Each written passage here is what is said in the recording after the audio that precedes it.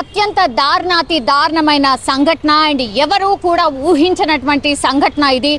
అంటే క్రైమ్ కూడా ఇంత దారుణంగా చేస్తారా అనేటువంటిది ఈ సంఘటన అని కూడా చెప్పొచ్చు. ఎందుకంటే ఒక అమ్మాయిని 20 ముక్కలుగా నరికిన తర్వాత పొలంలో పాతి పెట్టిన సిచ్యువేషన్ అయితే కనిపిస్తోంది. ఇది ఇప్పుడు భద్రాద్రి కొత్తగూడెం జిల్లా వ్యాప్తంగా ఒక సెన్సేషన్ వార్తలాగా అయిపోయింది. ఎందుకంటే ఇది ఎగ్జాక్ట్లీ ఎక్కడ జరిగిందంటే భద్రాద్రి కొత్తగూడెం జూలూరుపాడు మండలం మార్చినేనిపేటలో ఈ సంఘటన అయితే జరిగింది.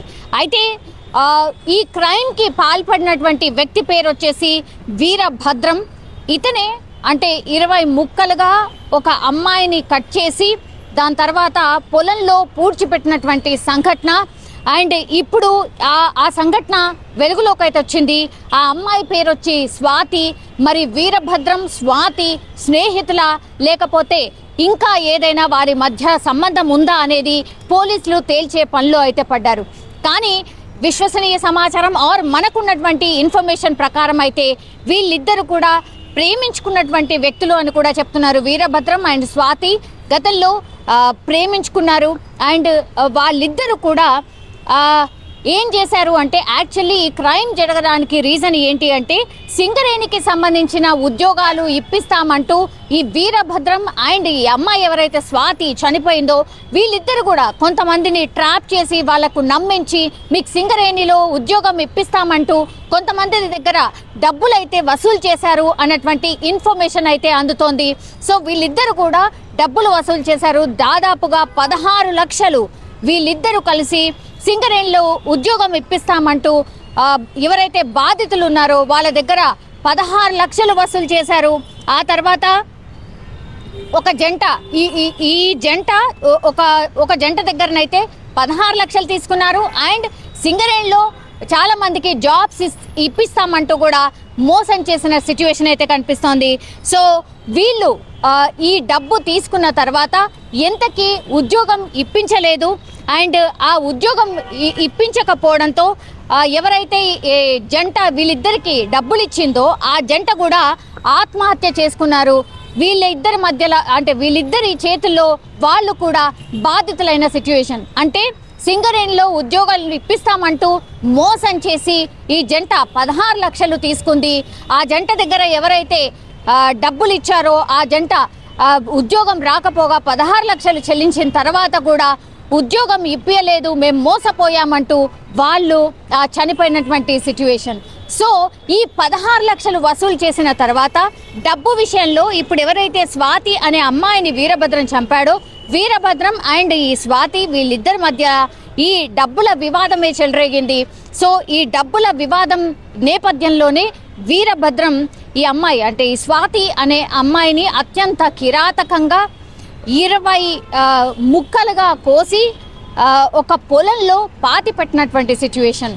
సో ఇదంతా ఇన్ఫర్మేషన్ ఎందుకు బయటకు వచ్చిందంటే వీళ్ళిద్దరి మధ్య విభేదాలు చెలరేగడం, ఆ తర్వాత ఈ అమ్మాయి కనిపించకుండా పోవడంతో ఫిర్యాదు అందింది పోలీసులకు. ఆ తర్వాత పోలీసులు ఇన్వెస్టిగేషన్ స్టార్ట్ చేసిన తర్వాత నేరస్తుడు ఎవరు అనేది కనుక్కునే ప్రయత్నం చేసినప్పుడు వీరభద్రం అని పోలీసులు వాళ్ళ తరహాలో ఇన్వెస్టిగేషన్ చేసినప్పుడు బయటపడింది. కానీ ఎవరూ అనుకోలేదు ఒకవేళ వీరభద్రమే నిందితుడు అయ్యుంటే మరి ఏం చేసుంటాడు అని కనుక్కునే నేపథ్యంలో వాళ్లకు ఒక షాకింగ్ ఇన్సిడెంట్. ఎందుకంటే ఆ అమ్మాయిని చంపేశాడు. చంపిన తర్వాత 20 ముక్కలుగా ఆ అమ్మాయి బాడీ పార్ట్స్ని కట్ చేసిన తర్వాత దెన్ అక్కడి నుంచి పొలంలోకి తీసుకువెళ్ళి పూడ్చిపెట్టాడు అక్కడే.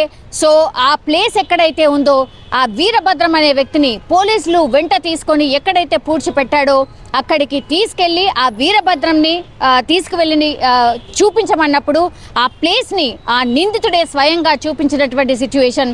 ఒక్కసారి తవ్విన తర్వాత ఆ అమ్మాయి డెడ్ బాడీ అయితే అక్కడ కనిపించింది. సో ఆ అమ్మాయి మిస్సింగ్ కి సంబంధించిన కేసు అయితే వాళ్ళ పేరెంట్స్ నమోదు చేసినప్పుడు ఈ షాకింగ్ ఇన్సిడెంట్ అయితే బయటపడింది. సో వీరభద్రం అనే వ్యక్తే నిందితుడు. స్వాతి అనే అమ్మాయిని జస్ట్ 16 లక్షలు ఏవైతే వీళ్ళు అంటే సింగరేణిలో ఉద్యోగం ఇప్పిస్తామంటూ ఏదైతే మోసం చేసి 16 లక్షలు వసూలు చేశారో ఆ 16 లక్షలు ఎవరు పంచుకోవాలి ఆర్ నీకు తక్కువ నాకు ఎక్కువ ఇట్లాంటి విభేదాలు రావడంతో డబ్బుల విషయంలో విభేదాలు రావడంతో మాట పెరిగి ఇంకా అమ్మాయిని చంపే అంత కోపం పెంచుకున్నాడు వీరభద్రం. ఆ తర్వాత స్వాతిని 20 ముక్కలుగా కట్ చేసి చంపేయడం జరిగింది. ఇప్పుడు భద్రాద్రి కొత్తగూడెం జిల్లాలో ఈ కేసు అయితే చాలా సెన్సేషన్ క్రియేట్ చేస్తోంది.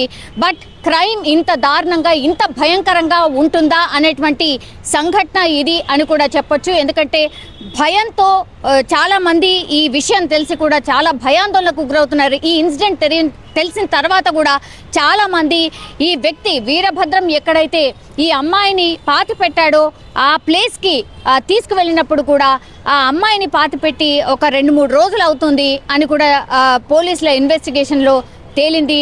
ఆ తర్వాత అక్కడ తవ్వుతున్నప్పుడు కూడా మొత్తంగా కర్చీఫ్లు అన్నీ కట్టుకొని వాటిని అంటే డెడ్ బాడీని బయటకు తీసే క్రమంలో ఆ స్మెల్ అంతా కూడా భయంకరంగా వస్తోంది. కాబట్టి 2-3 రోజులు అయిపోయింది ఆల్రెడీ పాతిపెట్టి. సో పాతిపెట్టిన తర్వాత చాలా నార్మల్గా వీరభద్రం ఎవరికి ఎరగనట్టుగా ఏమీ తెలియనట్టుగా బిహేవ్ చేశాడు. కానీ ఈ స్వాతి అండ్ వీరభద్రానికి సంబంధించి వీళ్ళిద్దరు కూడా ప్రేమికులు అనేటువంటిది అండ్ ఆయన కాల్ డేటా ఆధారంగా ఏం జరిగింది ఏంటి అనేది పోలీసులు ఇన్వెస్టిగేషన్ చేసినప్పుడు మాత్రం ఈ విషయం అంతా బయటకు వచ్చింది. సో ఆ అమ్మాయిని మాత్రం అత్యంత కిరాతకంగా వీరభద్రం చంపేసిన సిచ్యువేషన్ అయితే కనిపిస్తోంది. సో పోలీసులు అయితే ఇంకా అన్ని కోణాల్లో ఇన్వెస్టిగేషన్ అయితే చేస్తున్నారు. కానీ రోజు రోజుకి క్రైమ్ కానీ ఇట్లాంటి ఇన్సిడెంట్స్ కానీ చాలా ఎక్కువగా పెరిగిపోతున్నాయి. సో వీటిని అరికట్టాల్సిన అవసరం ఎంతైనా ఉందో అంటూ కూడా చాలా మంది కామన్ పీపుల్ మాట్లాడుతున్న సిచ్యువేషన్.